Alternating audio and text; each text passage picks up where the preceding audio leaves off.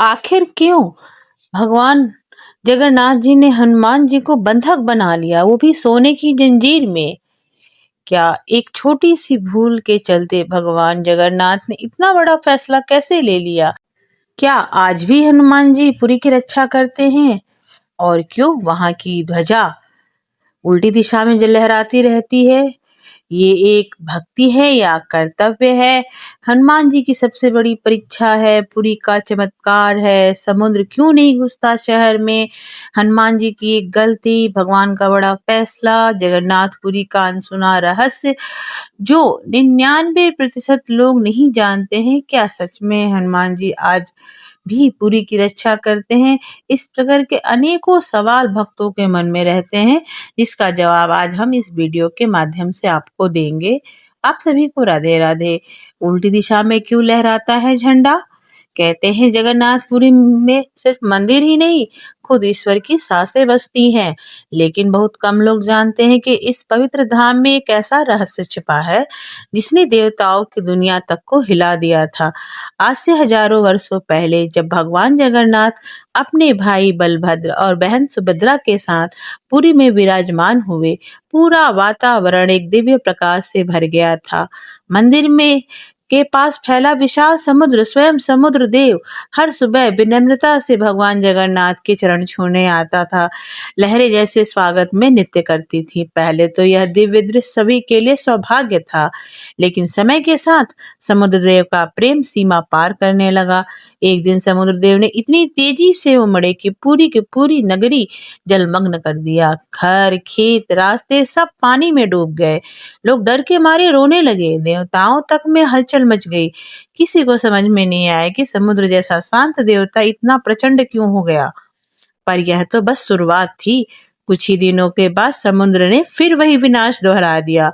नगरी डूब जाती, लोग घर छोड़कर भागते और हर बार जगन्नाथ भगवान के मंदिर में खड़े होकर देखते रहते थे, अपने ही भक्तों को तकलीफ में।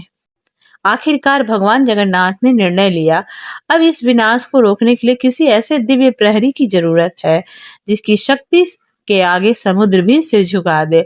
और तब प्रभु ने अपने सबसे प्रिय भक्त, सबसे शक्तिशाली योद्धा पवन पुत्र हनुमान को बुलाया और बोले, हनुमान तुम समुद्र के किनारे पहरा दो। जब तक तुम हो कोई लहर मेरे भक्त को छू भी नहीं रख सकती। हनुमान जी ने सिर झुकाकर कहा, प्रभु यह मेरा सौभाग्य है। और जैसे ही हनुमान ने समुद्र तट पर अपनी गदा रखकर पहरा देना शुरू किया, समुद्र देव शांत हो गए। उनकी लहरें कोमल हो गई, पूरी नगरी फिर सुरक्षित हो गई। लेकिन समुद्र देव ने एक शर्त रखी, जब तक हनुमान यहाँ है तब तक ही मैं शांत रहूंगा।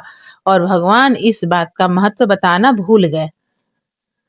एक दिन मंदिर में अत्यंत भावुक राम भजन हो रहा था। पूरी नगरी जय श्री राम के नाद से गूंज रही थी। भक्तों के संगीत में समर्पण से, प्रेम भाव से वह वातावरण एकदम स्वर्ग बन गया था। हनुमान जी भी दूर समुद्र तट पर पहरा दे रहे थे, लेकिन जैसे ही उनके कानों में राम नाम की ध्वनि पड़ी, उनकी आंखें भर आईं। दिल में एक ही विचार उठा, राम भजन सुनने का अवसर मिले और मैं यहाँ पहरा दूं, यह कैसे हो सकता है।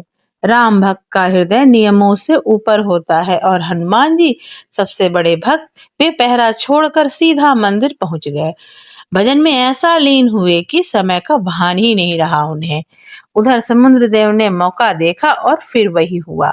भयंकर लहरें उमड़ी, पूरी नगरी तीसरी बार डूबने लगी। लोग त्राही त्राही करने लगे और मंदिर तक पानी पहुंचने लगा।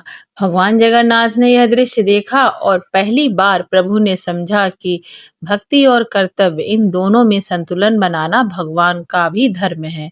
भगवान स्वयं समुद्र तट पर पहुंचे। हनुमान जी तब भजन से लौट रहे थे। उन्हें देखते ही बोले, हे प्रभु मुझसे भूल हो गई।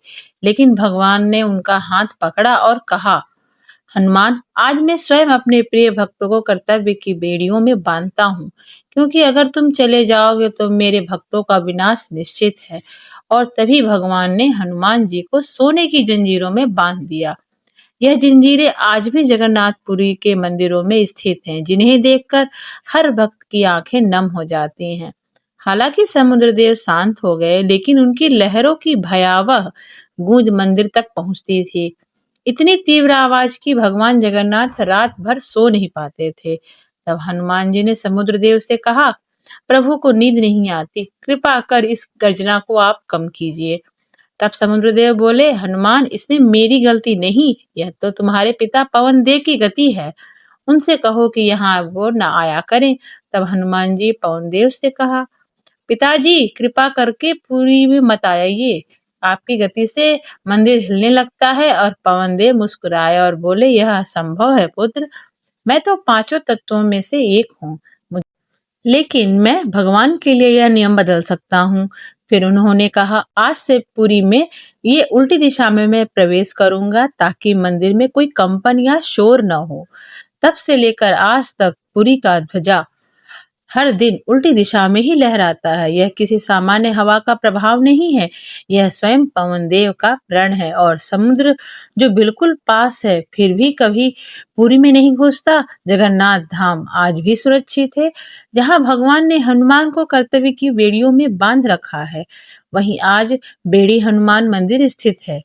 यह एक कहानी सिर्फ एक कथा नहीं, एक संदेश है कि भक्ति महान है, पर कर्तव्य कभी-कभी भगवान से भी बड़ा बन जाता है। कैसी लगी कथा जरूर बताइएगा। जय जगन्नाथ।